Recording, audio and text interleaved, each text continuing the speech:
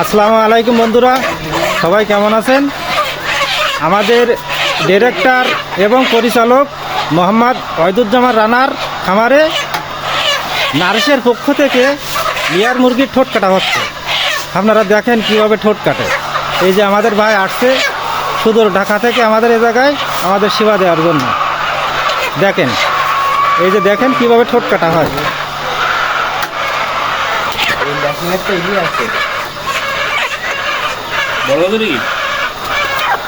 এই যে দেখেন ঠোঁট কাটার সিস্টেমটা দেখেন, এখান থেকে কাটা হচ্ছে আর ওই জায়গায় বরফের পানি দিয়ে ঠান্ডা করা হচ্ছে।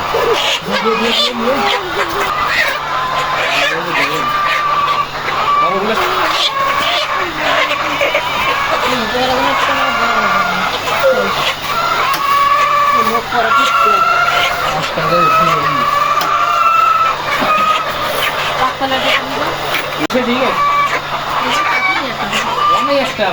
15-20 চলে যাবে।